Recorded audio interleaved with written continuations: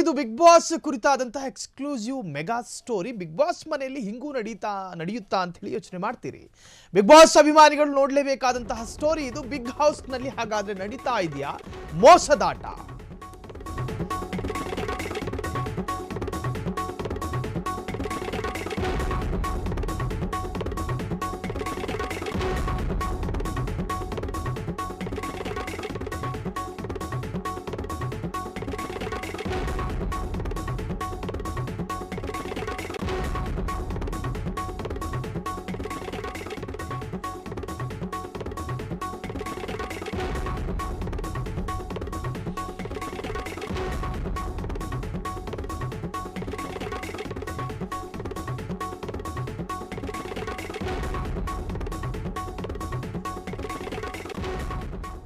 ಕನ್ನಡದ ಅತಿ ದೊಡ್ಡ ರಿಯಾಲಿಟಿ ಶೋ ಬಿಗ್ ಬಾಸ್ ನಲ್ಲಿ ಸ್ಪರ್ಧಿಗಳು ಆಟ ಆಡ್ತಾರೆ. ಕೊಟ್ಟಿರುವಂತಹ ಸ್ಪರ್ಧಿಗಳ ಆಟದಲ್ಲಿ ಏನಾದರೂ ಟಾಸ್ಕ್ ವಿನ್ ಆದ್ರೆ ಆ ಸ್ಪರ್ಧಿಗಳು ಫೈನಲ್ಗೆ ಸೆಲೆಕ್ಟ್ ಆಗ್ತಾರೆ. ಆದ್ರೆ ಈ ಆಟಗಳಲ್ಲಿ ಏನಾದರೂ ಮೋಸದಾಟಗಳಾದ್ರೆ ಏನು ಕಥೆ? ಹಾಗಾದ್ರೆ ಬಿಗ್ ಬಾಸ್ ಮನೆಯಲ್ಲಿ ಮೋಸದಾಟಕ್ಕೆ ಅವಕಾಶವನ್ನು ಕೊಡಲಾಗುತ್ತಾ? ಟಾಸ್ಕ್ಗಳಲ್ಲಿಯೂ ಮೋಸಗಳನ್ನ ಮಾಡಲಾಗುತ್ತಾ? ಇದು ಯಾವ ತರಹದ ಸುದ್ದಿ ಅಂತ ಯೋಚನೆ ಮಾಡ್ತಾ ಇದ್ದೀರಿ. ಹೌದು, ಪ್ರತಿ ಆಟದಲ್ಲೂ ಕೂಡ ನ್ಯಾಯಯುತ ಗೆಲುವು ಇದೆ, ಮೋಸದ ಗೆಲುವು ಇದೆ, ಮೋಸದ ಸೋಲು ಇದೆ, ಮೋಸದ ಗೆಲುವು ಇದೆ. ಇದು ಬಿಗ್ ಬಾಸ್ ಹೌಸ್ ನಲ್ಲಿ ನಡೀತಾ ಇದೆಯಾ? ಹಾಗಾದ್ರೆ ಮೋಸದಾಟ ಎನ್ನುವಂತಹದ್ದು ಚರ್ಚೆ ಆಗ್ತಾ ಇದೆ. ಟಾಸ್ಕ್ ನಲ್ಲಿ ಮೋಸ ಮಾಡಿ ಗೆಲ್ತಿದ್ದಾರಾ ಹಾಗಾದ್ರೆ ಸ್ಪರ್ಧಿಗಳು? ಹಾಗಾದ್ರೆ ಮೋಸದಾಟದಲ್ಲಿ ಯಾರು ಗೆದ್ದಿದ್ದು?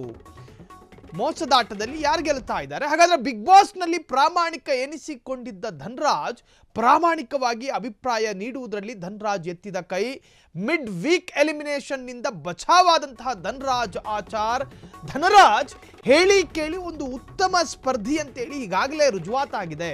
ತನ್ನ ಟಾಸ್ಕ್ ನಲ್ಲಿ ತಾನು ಆ ಟಾಸ್ಕ್ ಅನ್ನು ತೆಗೆದುಕೊಳ್ಳುವಂತಹ ರೀತಿ ಮತ್ತು ತನ್ನ ಸಾಮರ್ಥ್ಯವನ್ನ ಆ ಟಾಸ್ಕಿಗೆ ವ್ಯಯಿಸುವಂತಹ ರೀತಿ ಮತ್ತು ಪ್ರತಿಸ್ಪರ್ಧಿಗಳ ಜೊತೆ ನಡೆದುಕೊಳ್ಳುವಂತಹ ನಡವಳಿಕೆಯ ರೀತಿ ಮತ್ತು ವರ್ತನೆಯ ಆ ರೀತಿಯೂ ಕೂಡ ಎಲ್ಲರ ಅಚ್ಚುಮೆಚ್ಚುಗೂ ಕೂಡ ಪಾತ್ರ ಆಗಿದೆ. ಧನ್ರಾಜ್ ಒಂದು ಉತ್ತಮ ಆಟಗಾರ ಮತ್ತು ಪ್ರಾಮಾಣಿಕ ಆಟಗಾರ ಎನ್ನುವಂತಹದ್ದು ಸಾಕಷ್ಟು ಟಾಸ್ಕ್ಗಳಲ್ಲೂ ಕೂಡ ಸಾಬೀತಾಗಿದೆ. ಹಾಗಾದ್ರೆ ಧನ್ರಾಜ್ಗೆ ಶಿಕ್ಷೆ ಇಲ್ಲವೇ ಎಂದು ವೀಕ್ಷಕರ ಪ್ರಶ್ನೆ. ಯಾಕಂದ್ರೆ ಮಿಡ್ ವೀಕ್ ಎಲಿಮಿನೇಷನ್ ಇಂದ ಬಚಾವಾದಂತಹ ಧನ್ರಾಜ್ ಆಚಾರ್ ಟಾಸ್ಕ್ ನಲ್ಲಿ ಮೋಸ ಮಾಡಿ ಗೆದ್ರ ಧನ್ರಾಜ್ ಆಚಾರ್ ಎನ್ನುವಂತ ವಿಚಾರದಲ್ಲಿ ಚರ್ಚೆಗಳಾಗ್ತು. ಮೋಸದಾಟವನ್ನ ಬಿಗ್ ಬಾಸ್ ಗಮನಿಸಲಿಲ್ಲವೇ? ಧನ್ರಾಜ್ಗೆ ಶಿಕ್ಷೆ ಇಲ್ಲವೇ ಎಂದು ವೀಕ್ಷಕರ ಪ್ರಶ್ನೆ. ಅಂದ್ರೆ ನೆಟ್ಟಿಗರು ಕಾಮೆಂಟ್ ಬಾಕ್ಸ್ ನಲ್ಲಿ ಪ್ರಶ್ನೆ ಮಾಡ್ತಾ ಇದ್ದಾರೆ. ಮೋಸದಾಟದಿಂದ ಗೆದ್ದು ಸೇಫ್ ಆದ ಧನ್ರಾಜ್ಗೆ ಶಿಕ್ಷೆ ಇಲ್ಲವೇ ಎಂದು ಅಭಿಮಾನಿಗಳು ಸಿಡಿಮಿಡಿಯಾಗಿದ್ದಾರೆ. ಟಾಸ್ಕ್ ನಲ್ಲಿ ಧನ್ರಾಜ್ ಕನ್ನಡಿಯನ್ನ ನೋಡಿ ಪಜಲ್ ಗೇಮ್ ಆಡಿದ್ದು ಮಂಗಳವಾರದ ಸಂಚಿಕೆ ಭಾರಿ ಚರ್ಚೆಗೆ ಗ್ರಾಸವಾಗಿತ್ತು.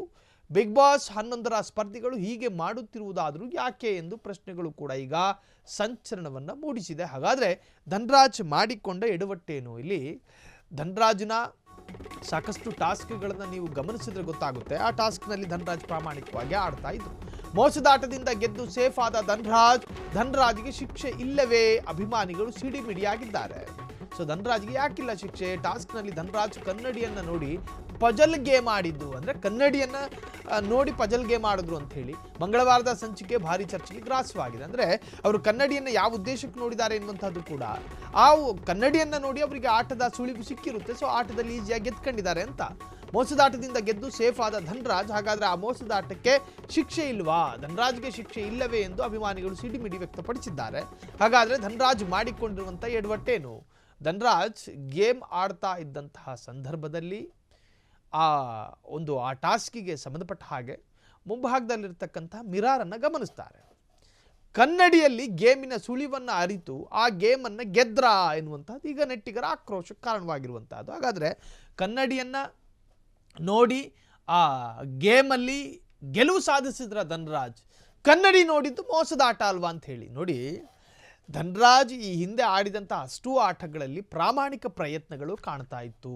ಅವರ ಪ್ರಾಮಾಣಿಕ ಪರಿಶ್ರಮ ಮತ್ತು ಅವರ ನಿಷ್ಠಾವಂತಿಕೆ ಕಾಣಿಸ್ಕೊಳ್ತಾ ಇತ್ತು. ಆದರೆ ಎದುರು ಭಾಗದಲ್ಲಿಟ್ಟಂತಹ ಕನ್ನಡಿಯನ್ನು ನೋಡಿದ ಮಾತ್ರಕ್ಕೆ ಅವರು ಆಟದಲ್ಲಿ ಮೋಸದಾಟ ಆಡಿದ್ದಾರೆ ಅಂತ ಹೇಳೋದಕ್ಕೆ ಸಾಧ್ಯ ಇಲ್ಲ.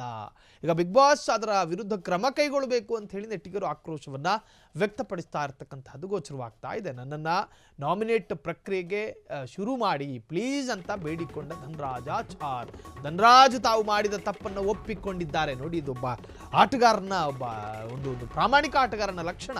ಬಿಗ್ ಬಾಸ್ ನನ್ನಿಂದ ಅಷ್ಟು ದೊಡ್ಡ ತಪ್ಪಾಗಿದೆ ಅಂತ ಗೊತ್ತಾಗಲಿಲ್ಲ, ನನ್ನನ್ನು ನಾಮಿನೇಟ್ ಪ್ರಕ್ರಿಯೆಗೆ ಶುರು ಮಾಡಿ ಒಪ್ಕೊಂಡವ್ರು ಪಾಪ. ಪ್ಲೀಸ್ ಅಂತ ಬೇಡಿಕೊಂಡ ಧನರಾಜಾಚಾರ್ ಈ ವಿಚಾರ ಕೇಳಿ ಮನೆ ಮಂದಿ ಶಾಕ್ ಆಗಿದ್ದಾರೆ. ಮನೆ ಮಂದಿನೇ ಶಾಕ್ ಆಗಿದ್ದಾರೆ. ಬಿಗ್ ಬಾಸ್ ಮುಂದಿನ ನಿರ್ಧಾರ ಏನಿರಬಹುದು ಕಾದು ನೋಡಬೇಕು. Very interesting. ಧನರಾಜಾಚಾರ್ ತಾನು ಮಾಡಿರ್ತಕ್ಕಂತಹ ತಪ್ಪನ್ನು ಒಪ್ಕೊಂಡವ್ರೆ. ಮನುಷ್ಯ ಅಲ್ವೇನ್ರಿ, ತಪ್ಪು ಸಹಜ, ದುರ್ಬಲ ಮನುಷ್ಯ, ನರಮಾನವ ಅಂತ ಕರೀತಾರೆ ಮನುಷ್ಯನನ್ನ. ತಪ್ಪು ಮಾಡೋದು ಸಹಜ. ಸೊ ಅದನ್ನು ಒಪ್ಕೊಳ್ಳುವಂತಹ ದೊಡ್ಡ ಗುಣ ಬೇಕಲ್ಲ. ಸೊ ಧನರಾಜ್ ಆ ದೊಡ್ಡ ಗುಣವನ್ನು ವ್ಯಕ್ತಪಡಿಸಿದ್ದಾರೆ.